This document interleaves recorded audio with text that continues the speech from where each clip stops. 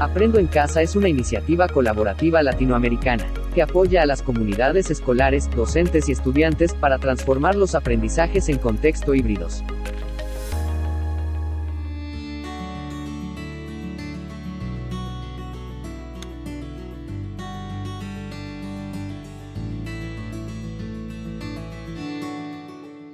Muchísimas gracias, Ana María, por la invitación. Muy contento de poder acompañarlos hoy día, a la distancia, pero bueno, es la nueva manera de acompañarlos. Es la nueva manera de estar juntos sin estar juntos. Y eso cambia un poco las reglas del juego, como muy bien nos explicaba Chris. Aquí la discusión no es sobre tecnología, sino que es sobre los cambios que permite y estimula la tecnología, y yo diría las nuevas reglas del juego que se definen. Pero antes de entrar en eso, quería decirles que no hay nada más común hoy día que decir que vivimos en una época sin precedentes. Si ustedes ven a esa línea de registros de la palabra sin precedentes en inglés, en Internet, de los últimos 15 años, nunca se ha repetido tanto esa palabra como en el año pasado.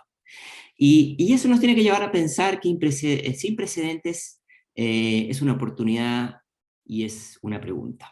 Es una oportunidad para cambiar, es una oportunidad para repensar, es una oportunidad para revisar lo que hemos hecho, para quizás darnos permiso para hacer las cosas de otra manera. Y al mismo tiempo es un espacio donde tenemos que estar abiertos a equivocarnos, porque cuando navegamos por rutas nuevas, evidentemente tiene que haber un espacio para el error, si no, la verdad, no hay posibilidad de experimentación si no hay error considerado. Entonces, ya con eso podemos entrar en esta época tan difícil de ver con perspectiva porque todavía tenemos muy encima. Aquí hay una fotografía que nos muestra cómo ha cambiado el mundo en los últimos 12 meses.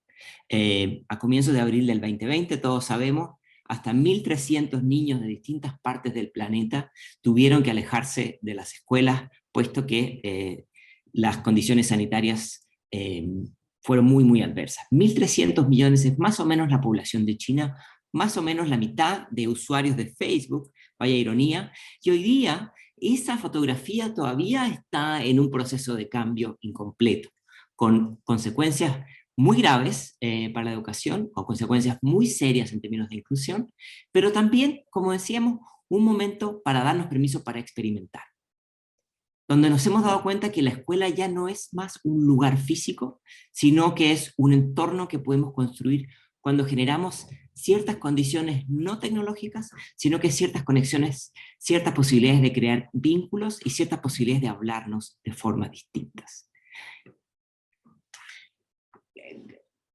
Déjenme hablar un momento sobre tecnología y vamos a ir sobre educación. Si hay algo que hemos visto en esta pandemia, es que las viejas tecnologías dialogan con las nuevas tecnologías.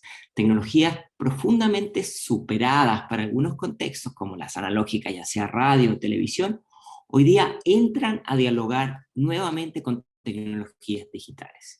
Uno de los aspectos que yo creo más interesantes de la madurez digital es poder entender que cada tecnología tiene una fortaleza y una debilidad. Hay tecnologías que son más ubicuas, es decir, un segmento más amplio de la población puede acceder a ellas, ya sea como los materiales impresos, la radio o la televisión, mientras que los contenidos digitales en zonas semiurbanas y rurales de América Latina todavía están con muchas más dificultades de penetración. Hay tecnologías que requieren mayores habilidades digitales, como el ordenador, la computadora, la tablet, el teléfono, y otras que requieren menos habilidades digitales. Hay tecnologías que estimulan las capacidades más pasivas, es decir, leer y escuchar, y otras que estimulan las capacidades más activas. Y muestra este panorama, puesto que cuando entendemos el crisol de opciones nos damos cuenta que no existe una tecnología perfecta, sino que la mejor tecnología es una que está asociada a una práctica que sea relevante a un contexto específico. Y una buena integración entre nuevas y no tan nuevas tecnologías parece poner un fuerte énfasis en las posibilidades de inclusión. Quiero dar 3 ejemplos, 2 de la región y 1 externo, para mostrar un poco cómo distintos países están trabajando sobre eso. El Centro de Medios de Educación del Amazonas, durante los últimos 20 años, ha generado una gran cantidad de materiales multimedia para la televisión, puesto que en el Amazonas es difícil llegar con conectividad a distintas partes de la región. Y entonces, aprovechando estos materiales, estados como el de Sao Paulo toma prestado los contenidos para televisión educativa y los combina con una app donde los profesores pueden descargarla y utilizarla sin tener que pagar datos, es decir, libre de transferencia de datos o subsidiados por el Estado. Y entonces, ¿qué permite esta app? Que además de la interacción uno a muchos que ofrece la televisión, la app permite una conexión uno a uno o uno a pocos, un profesor y sus estudiantes, donde tienen la posibilidad de dialogar sobre las preguntas, las dudas, las actividades que quedan en torno a la televisión. Un buen ejercicio de aula volteada y de inclusión. Ahora, en Brasil hay enormes inequidades, como en otros países de América Latina. El 90% de los estudiantes del sur tienen acceso a mecanismos y soluciones de educación a distancia, pero el norte, con una situación mucho más adversa, solamente el 50% de la población estudiantil. Entonces, esto nos empieza a mostrar ciertas tensiones de a quién beneficia. En el caso de Perú, por ejemplo, Perú, sin tener una larga tradición de producción de materiales multimedia a través de televisión, lo que hizo fue un acuerdo con el gobierno de México y con organizaciones en la Argentina para incorporar algunos de los materiales ya producidos por ellos y ponerlos en la plataforma Aprendo en Casa. Esto complementado con estrategias de enseñanza a través de la radio, tarifa cero, como decíamos en el caso de Brasil, y una cosa muy interesante, el caso de Perú hizo un fuerte énfasis en traducir contenidos para que estuvieran en acceso a las lenguas nativas del país y también estudiantes con capacidades especiales. Una excelente acción, y esto acompañado de una comunicación regular entre docente y estudiante a través de llamadas telefónicas, con un alto nivel de satisfacción de los padres. Ahora, de nuevo, más de 300.000 estudiantes del sistema educativo peruano han dejado el sistema educativo durante el 2020, producto de enfrentarse a una situación económica adversa o por no tener acceso a alguno de estos canales recientemente mencionados.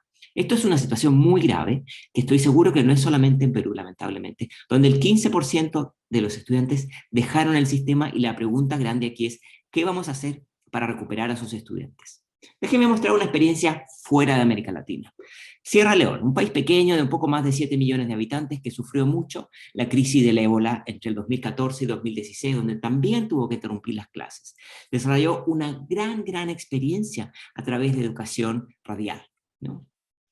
Y ahora, viniendo la pandemia, reincorporó estos materiales a través de la distribución de radios de bajo costo, como pueden ver en la imagen, y con las estaciones radiales ofreciendo contenidos específicos en base a las edades y las asignaturas, y invitando a los estudiantes y padres a llamar a la radio para hacer preguntas y para generar diálogos, ¿no? Esto acompañado con una estrategia donde el Estado invita a incorporarse a profesores que ya se retiraron, se jubilaron o que han congelado su carrera educativa, para que refuercen el acompañamiento y seguimiento de los estudiantes. Estas son algunas de las tareas, por supuesto, que acompañaban materiales educativos impresos, ¿no? Estas son algunas de las distintas estrategias que estamos encontrando en distintos lugares.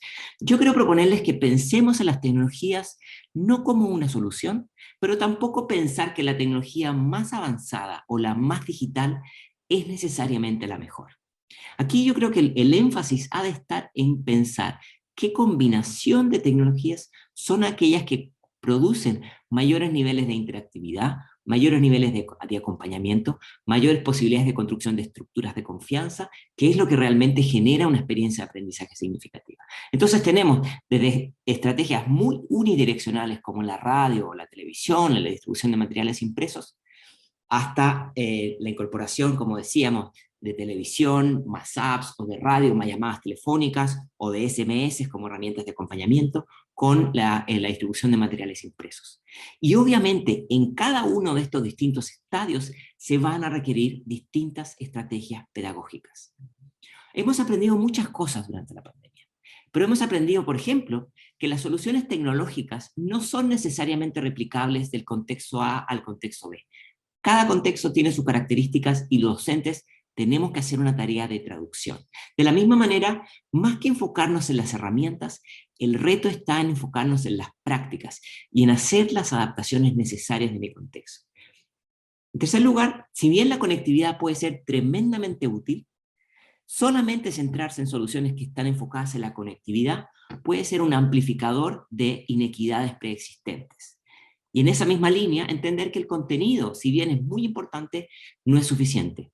Antes de la pandemia hubo un gran discurso sobre la importancia y desarrollo de habilidades y competencias, y Didi ha hecho una gran contribución académica en ese campo. Lamentablemente, durante la pandemia pareciera que se ha puesto más énfasis en el acceso a contenidos que en el desarrollo de las habilidades. Y ahí creo que tenemos que calibrar un poco. Y por último, otro aprendizaje que hemos visto sistemáticamente en distintos países, los docentes están en la primera línea. Yo le rindo todo el tributo a los docentes porque se están entregando en cuerpo y alma. Pero los docentes tienen una capacidad de entrega que no es infinita. Y puede haber estados de agotamiento, y entonces tenemos que buscar maneras para apoyar a los docentes, para no desbordar a los docentes con tareas administrativas y mantener un buen clima laboral y profesores de buen humor en un momento de tanta adversidad. Creo que es muy, muy importante. Y hay algunos trucos para eso.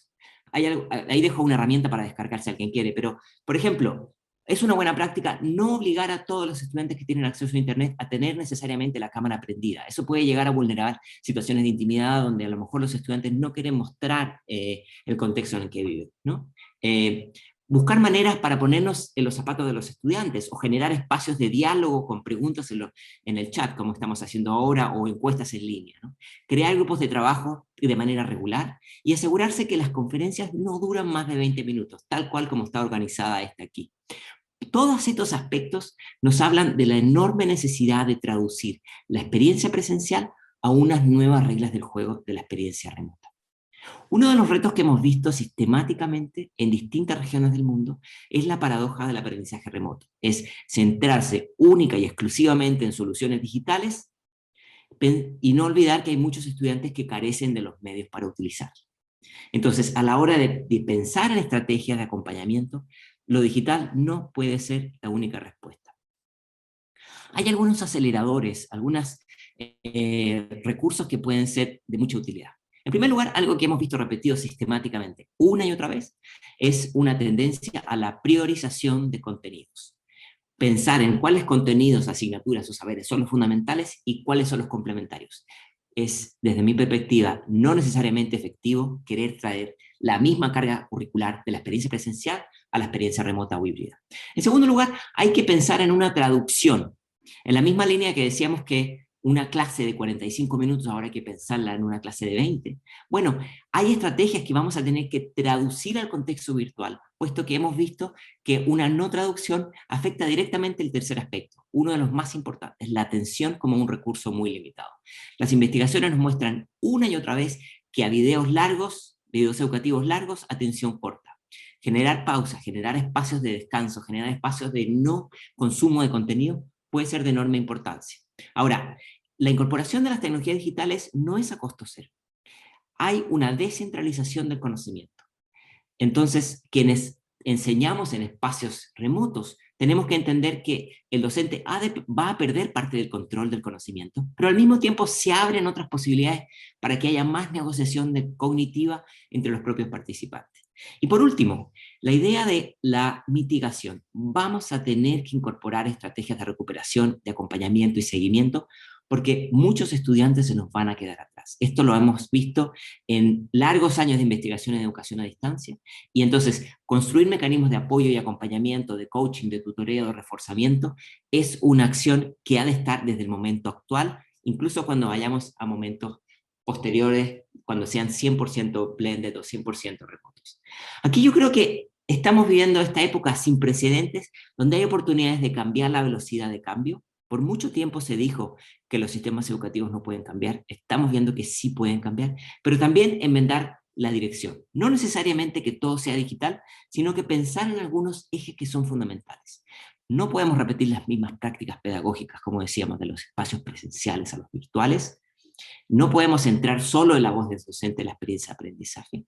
Y de la misma manera, no podemos exigirle a los docentes que se traduzcan a estos nuevos contextos si no les damos las herramientas para entender las nuevas reglas del juego. El acceso a dispositivos, si bien es fundamental, podemos diversificar lo que pensamos y entendemos por dispositivos educativos, y la conectividad sigue siendo una de las grandes asignaturas pendientes en muchas sociedades de América Latina, especialmente, como decíamos, en los contextos semiurbanos y rurales. Y de la misma línea, avanzar en la construcción y promoción de plataformas que sean amigables a entornos offline, es decir, en espacios donde no hay conectividad, asegurar que los contenidos se pueden seguir utilizando. Hay una creciente familia de dispositivos y plataformas en esa línea, pero creo que hay que avanzar. Y por último, no menos importante, vamos a necesitar un diseño institucional de las escuelas y de los ministerios y las organizaciones que las gestionan que sea distinta. No podemos pensar en esta cultura digital distinta con las organizaciones que gestionaban el conocimiento con bloques de saberes como si fueran ladrillos de una pared. Ahora que vamos poco a poco transitando a esta época de más híbrido, más hibridación, más combinación, yo creo que hay 3 dimensiones fundamentales que tener en el radar para que podamos hacer nuestros propios diseños. Hay distintos usos del tiempo, tiempos sincrónicos, tiempos asincrónicos, y por supuesto distintas oportunidades de aprender en ambos. Hay distintos usos del espacio, tiempo compartido, tiempo distinto, perdón, mismo espacio, distinto espacio, y esta combinación de sincrónico, asincrónico, mismo espacio y espacio distinto, empiezan a abrir posibilidades de distintas combinaciones pedagógicas. Y lo mismo también con las interacciones, interacción uno a muchos, como está haciendo en este momento, muchos a muchos, como está haciendo espero en el chat, y uno a pocos, como puede ser una clase pequeña. Estas 3 combinaciones nos dan distintas posibilidades de uso eficaz del tiempo, pero también nos hablan de que tenemos que desarrollar a los estudiantes estrategias para aprender a aprender, mayores niveles de metacognición, de mayor autonomía y también de mayor capacidad de autogestión en sus saberes. Eso no se aprende de manera natural, hay que estimularlo y generar las condiciones. Podemos también, si queremos avanzar en estos espacios más flexibles, vamos a tener que diversificar los canales de apoyo, hay muchas estrategias para diversificarlo, no basta con tener un correo electrónico. En cuarto lugar, formar para una enseñanza híbrida tiene que ver con todas estas nuevas traducciones que están implicando estas nuevas reglas del juego. Y de la misma manera tenemos que entender que los contenidos de la página 1 a 100 de manera lineal y prescriptiva no necesariamente van a funcionar en espacios que son más exploratorios, más versátiles y más, también hay que decirlo, más caóticos como son los espacios digitales. Y como estamos combinando tiempo sincrónico, mismo espacio, espacio distinto, distintas formas de interacción, vamos a tener que construir narrativas pedagógicas que den cierto nivel de continuidad. Cuando hemos atendido todas estas cuestiones, entonces pensemos en la tecnología. No al principio, porque entonces lo que vamos a hacer es adaptar la experiencia de aprendizaje solo a la tecnología y entonces vamos a generar malas prácticas como puede ser la fatiga de Zoom que la estamos viendo en todo momento. Quiero terminar con 5 principios que propone el Banco Mundial para pensar en estas cuestiones. He compartido en el chat un documento para aquellos que quieran descargarlo. Primero, tenemos que tener claro cuál es el propósito. Suena una obviedad en la pandemia, pero no es una obviedad. El propósito es promover la innovación, es promover el autoaprendizaje, generar inclusión, llegar a quienes que no podemos llegar, ofrecer estrategias de aprendizaje a estudiantes que tienen capacidades especiales o a lenguas nativas. Son propósitos muy distintos. No podemos apostar con la misma efectividad a todos los propósitos. Tenemos que tener una estrategia y probablemente distintas tecnologías van a servir para distintas estrategias. Segundo, docentes. Docentes y tecnología. Este es un binomio clave. La tecnología no es para bypassear al docente, sino que es para empoderar sus capacidades y darles más herramientas, y también para permitir oportunidades de aprendizaje más autónomo. Tercero, involucrar al ecosistema. No podemos pretender que los ministerios de educación sean la fuente de todas las soluciones. El Ministerio de Educación puede orquestar la solución de la empresa privada, de las empresas que dan telecomunicaciones, de las comunidades que quieren apoyar de manera remota los aprendizajes, pero al mismo tiempo esto es un llamado a que los ministerios de educación se conviertan también en organizaciones que aprenden. Número 4, usar políticas basadas en datos. Es decir, hoy día, más que nunca, aprender de la evidencia, de lo que está funcionando, estimular las buenas prácticas y corregir aquello que no está funcionando. Si vamos a dar espacio para equivocarnos, tenemos que tener datos que refuercen eso. Y por último, quinto, diseñar de una manera que sea inclusiva, diseñar para escalar. No nos sirven las innovaciones boutique, no nos sirven las innovaciones o los pilotos en condiciones ideales que son irreplicables.